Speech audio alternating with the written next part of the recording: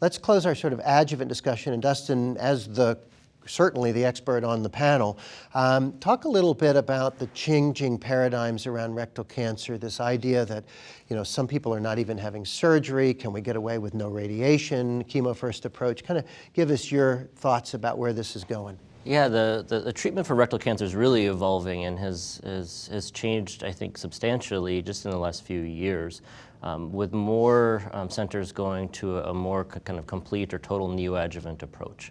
And this is really driven, I think, largely by the fact that when we undergo chemoradiation up front followed by surgery, only a small fraction of those patients actually can complete all of the intended therapy. So it's about 60% of the patients that actually get the adjuvant therapy that you would want them to have. And so moving the chemotherapy into the neoadjuvant setting, similar to has been done in many cancer types, and is actually, neoadjuvant chemotherapy has actually never been at least equivalent, or it's never been inferior to adjuvant therapy. So the major benefits here, you get your therapy in, and what our patients really like is if you need a temporary ostomy for rectal cancer, it's only 6 to 8 weeks with your temporary ostomy as opposed to 4 to 6 months with the adjuvant approach. Yeah, some new data coming out around these total neoadjuvant approaches. We have a randomized study that the prospect won't report probably for another year, 18 months at the soonest. But I think a lot of us have adopted this kind of strategy, right?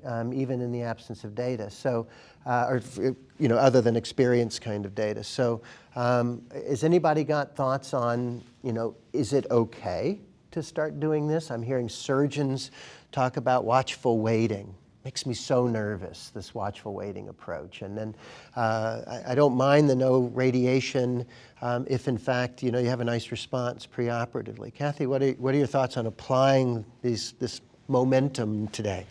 I agree that, the total neoadjuvant approach is actually intriguing. And obviously we're going to be discussing some of the data.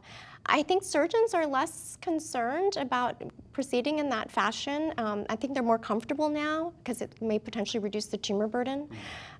In regards to just watch and waiting, I think all of us would like a more formal study across all the institutions across the network groups to support that initiative because patients want sphincter preservation if it's possible. So we just need to have a concerted effort to do so, and I think other groups are coming up with that. And obviously no radiation is great for a lot of patients if we could avoid it. Yeah, Tony, talk about this Foxtrot trial, this idea of giving complete preoperative therapy in patients.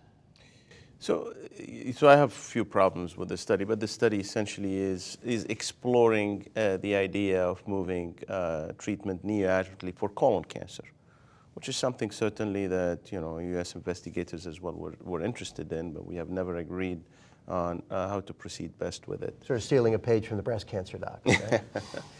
Yeah, but the problem, so this study unfortunately was negative in terms of the statistical piece, although there were hints that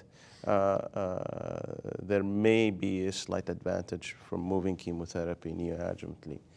The one thing that makes me a little puzzled about that study when I look at the incomplete resection rate, it was 5 to 10% of the patients. I frankly have never had a patient with colon cancer who actually had an R2 resection or lo and behold an R1 resection for the true colon.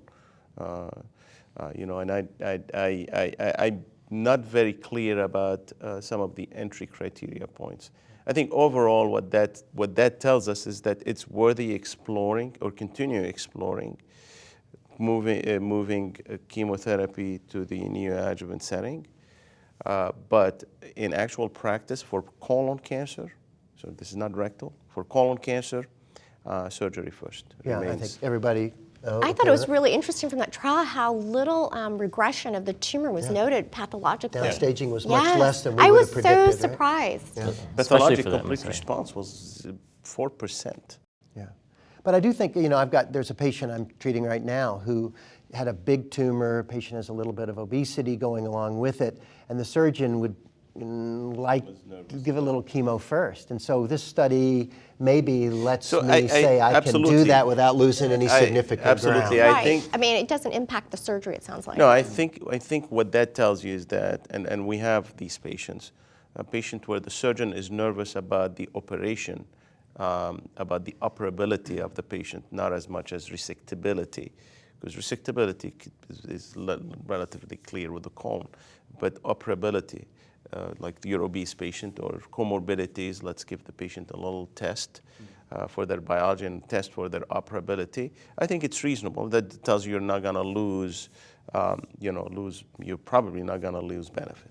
Mike, you have a great multidisciplinary team down in Durham, and a new patient with a mid-rectal cancer, looks like node positive, no open trial at the moment. What's the strategy on that patient? Make him a 60-year-old person. So yeah. What's the general strategy? I think we have a lot of interest in the TNT strategy. And actually the questions that really are being asked are, is radiation necessary? Is a short course radiation appropriate here?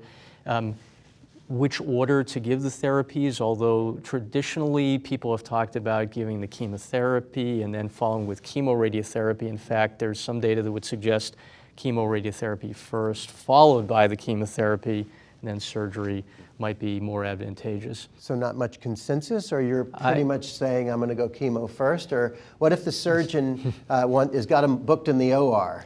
They don't go there. Yeah. And these concerns come up in terms of time till surgery and surgical rates of complications and so on. So those discussions do come up. And I would have to say that if there's any surgical concerns, that usually trumps all the other concerns in that patient, obviously, because unless we're going to totally do a watch and wait strategy, which is very difficult to do. It sounds good in principle, but you're really talking about surveillance. People have to come back and be evaluated. I hate it. Yeah, it's very demanding on everybody. What's the CR rate? Something like 25-30%, and so that means a high proportion of patients are going to have relapse, right?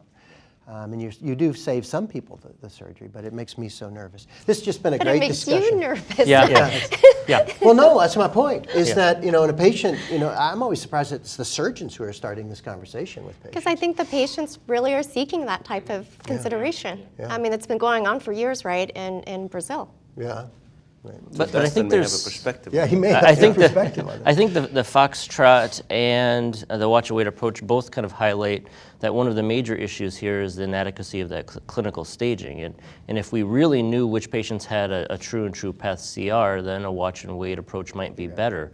There is data now that if you compare those patients with a complete clinical response to patients who've had a pathologic response, the disease-free survival is actually remarkably worse with the watch and wait approach, which really makes me nervous about attempting this approach outside of a clinical trial. Yeah.